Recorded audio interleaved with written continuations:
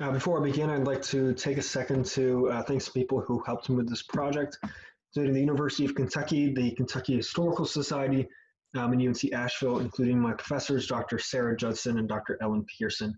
Their support and help for this project has been tremendous, and it could not have happened without them. Leading up to the election of 1824, Kentucky looked on as their hometown hero, Henry Clay, was eventually defeated and eliminated from the presidential race.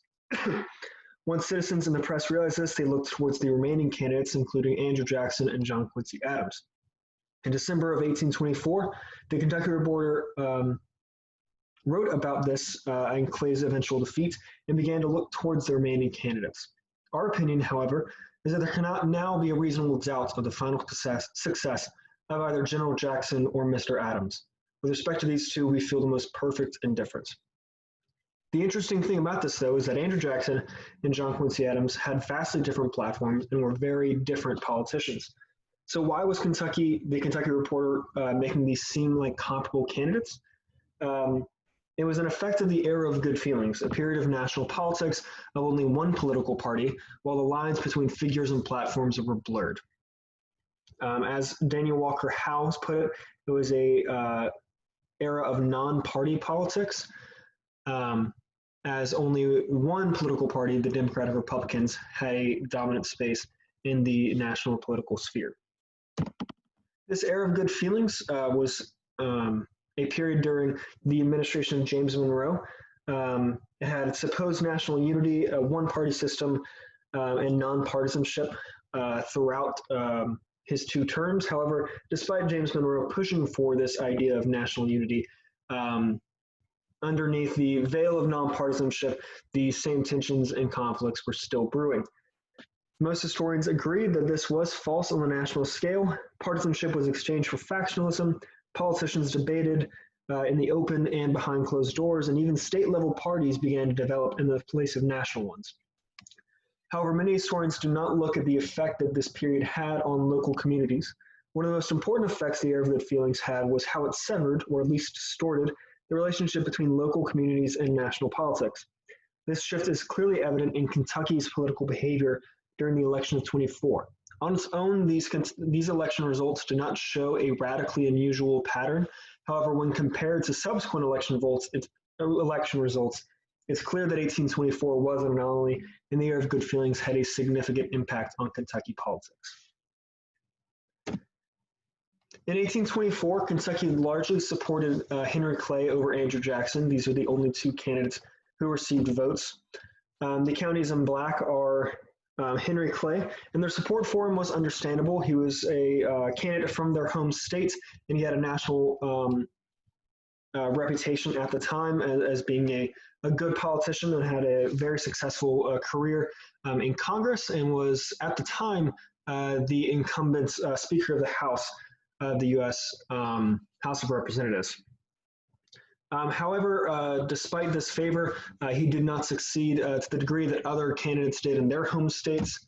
John Quincy Adams received about 82% in Massachusetts, and Andrew Jackson about 98% in Tennessee, compared to Henry Clay's 74% in Kentucky. So even with his home court advantage, he was not as active and as successful as other candidates. And this trend continued throughout the election and throughout the nation, as he was not one of the three finalists of the presidency. Now, why this is important is that since there was only one party, the party caucus did not eliminate and narrow down the field of candidates. So there are up to at one point 5 candidates running for the presidency in 1824. As the Constitution stated, the top 3 candidates went to the House of Representatives, and Henry Clay was excluded, even though he was one of the major figures and continued to be through this election. He was replaced in that top 3 by William H. Crawford of Georgia. However, it became clear that when this election decision went to the House of Representatives, the victor would need the favor of the House and the Speaker of the House, which at the time was Henry Clay. And with a culmination of major health problems, William H. Crawford was seen as not a viable candidate in this, so so the decision was between Adams and Jackson, and Henry Clay was being pulled in either direction. However, despite some differences and disagreements between Adams and Clay, they both had similar policy plans. However, more than that, they both agree that Andrew Jackson was very ill-suited to be the next president, and Henry Clay backed John Quincy Adams, which resulted in his victory. In response, John Quincy Adams made Henry Clay his Secretary of State, which led to a lot of calls of malfeasance and corruption between them. Nobody called this louder than Andrew Jackson did, and throughout John Quincy's administration, Andrew Jackson attacked the Adams-Clay duo until his eventual election in 1828.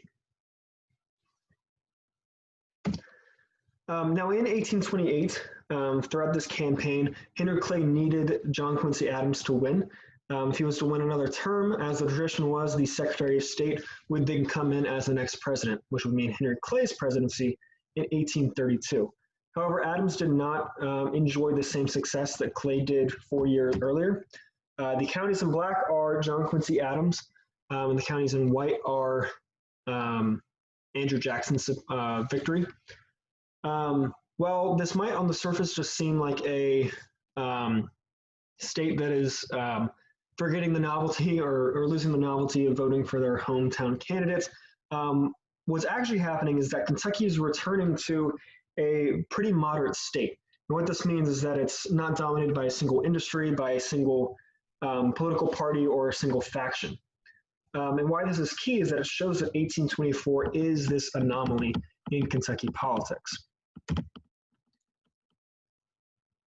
But what happened throughout Kentucky is that in 1828, these counties started turning their back on Henry Clay and subsequently John Quincy Adams and turning their vote for Andrew Jackson.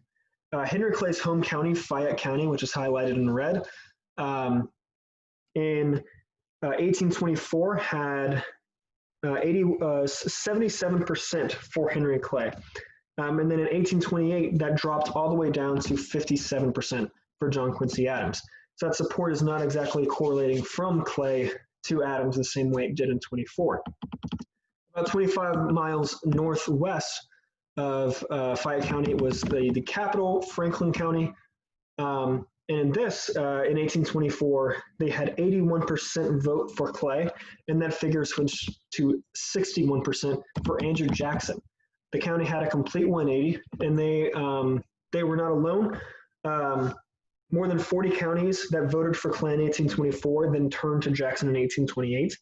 In 1824, only 10 counties in Kentucky had a majority for Jackson. In 1828, that figure rose to 56. Now, especially compared to the next elections, it's clear that Kentucky was a far more moderate state. In 1832, when Henry Clay ran again, he won just above 50% of the vote, very different from his 74% in 1824. And in the next election, as Martin Van Buren ran, he won about 50%, while a collection of Whig candidates won about 50% as well in the state. Kentucky was a very moderate state at this point. It didn't have a single industry that was dominating it, such as slavery in much of the South, and this was very important. Because it didn't have vast plantations and had a very diverse economy, there wasn't one single economic policy that politicians needed to vote for, and therefore they were more independent and had a wider variety of constituents.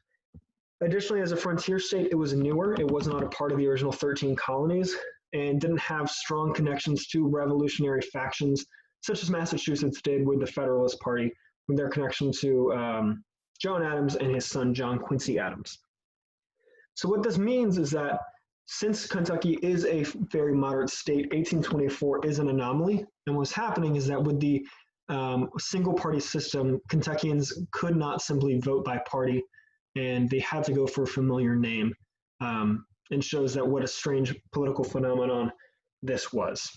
So 1824 is this key year for showing the effects of the era of good feelings and how Kentucky votes. So we looked at how have Kentuckians voted, but what might be more insightful is, did they vote? The era of good feelings was a drought of national political participation. In 1820, the election turnout was just at about 10%.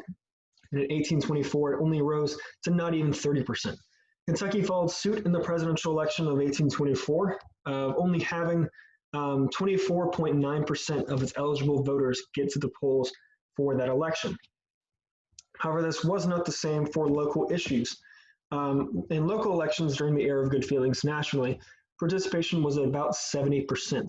In 1824, John Taylor of Virginia said that the election of a president is a great political curiosity. Partisans are zealous, and a great majority of the people are indifferent.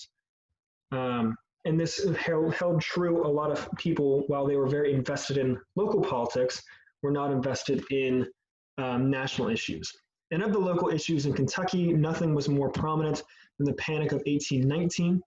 The nation went through an economic depression in 1819, and to respond to this in 1820, Kentucky saw the rise of a new party that was only in that state called the Debt Relief Party, or the Relief Party, and opposed to them was the Anti-Relief Party.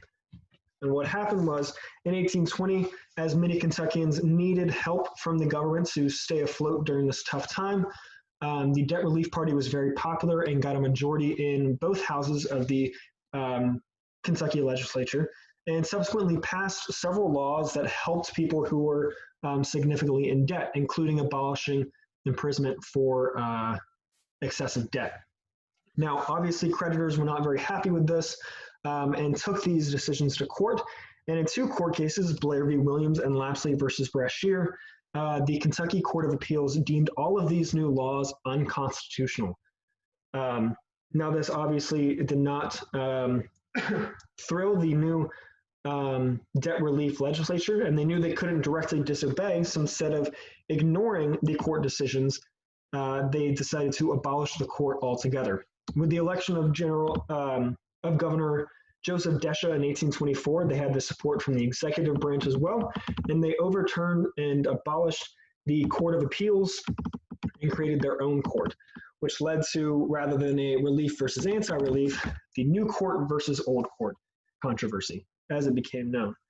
There were two active Court of Appeals in Kentucky, both claiming to be the legitimate court, and the tension even rose to the point that Francis P. Blair, the clerk of the new court, forcibly broke into the office of the old court to steal their court records to further legitimize this.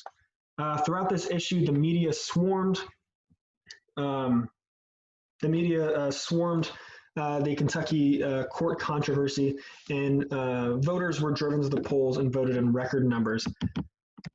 So the issue of this is not if citizens are invested, but it's what are they invested in. It's not if they're voting, it's what are they voting for. During the era of good feelings, because there were not political parties, it was tough for a lot of citizens to find their place in the national political realm, but instead they resorted to state and local parties to guide their vote. They were very invested in these local issues because they had clear sides and a clear goal for their party. Now, the question is, were there any good feelings? As I said, many historians claim that all the feelings during this were bad and it was just a lie or a facade. However, as stated here, the tensions and conflicts that persisted in national politics throughout the era of good feelings did not affect Kentuckians in the same way. They were ambivalent and indifferent on many national matters and largely unconcerned with presidential elections. Even Clay's candidacy didn't get them to the polls in 1824, and they weren't concerned with the outcomes of these elections. And in many respects, Kentucky did experience an era of good feelings. Thank you.